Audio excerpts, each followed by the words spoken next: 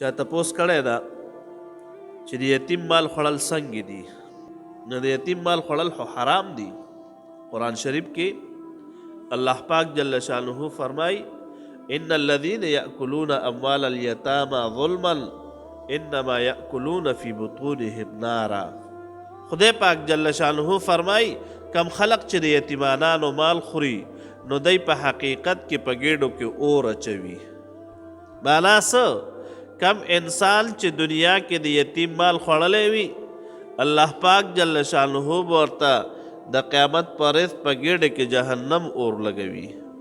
نو د یتیم مال خوړل هغه ناروا دي، بلکې د یتیم د مال به هغه ولی څه کوي؟ حفاظت کوي، د هغې به خیال ساتي چې یتیم بلوغ ته ورسي بیا د والا خپل مال ورکړي، بیا هغه پوهېږي په مال باندې. خو لیکن چې ماشوم ده او تی ولی تی مشرې نو ته به د هغه د مال حفاظت کوي. علماء کرام جناب حضرت موسی علیہ السلام مبارک د خدای پاک له سوال کړی و که نه چې خدای پاکه ما ته خپل دیدار وښایه او ما ته خپل ځان وښایه. نو خدای پاک جل شانه ورته وفرمیل وی دې غر ته وګوره، کو دا دې ته دې وکتلی شو نو فسوف ترانی، وی زر ده چې ما بوم وګورې.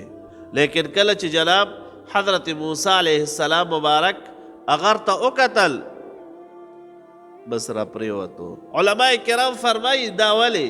وای په دې غر باندې لیکلي وو، دا علماء کرام فرمایي چې دیدار د خدای پاک جل شانه په دنیا کې حق د جناب نبی کریم صلی الله علیه وسلم مبارک ده، او د پیغمبر علیه السلام مبارک یو نوم مبارک د صفتی د صفت نوم یتیمون، او پیغمبر علیه السلام مبارک یتیمو.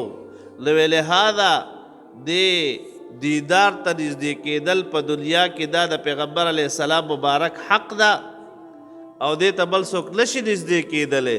وی ځکه پې دا واقع راغه، نور د خدای پاک جل شانه فیصله ده. نو لهذا د یتیم مال خوړل دا حرام دي. دا قرآن شریف کې خدای پاک فرمایي. علماء کرام فرمایي چې پر زمین باندې بهترین کور هغه ده چې هغې کې یتیم سره ښه سلوک کیږي، او بدترین کور هغه ده چې هغې کې یتیم سره بد سلوک کیږي. بل چا تپوس کړی ده چې مونځ به څه ټایم کوي؟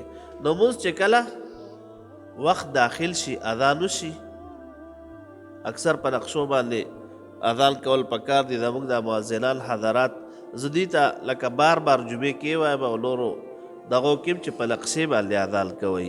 نو د نقشې مطابق چې اذان وشي، چې اذان وشه بس بیا د مونځ ټایم ده.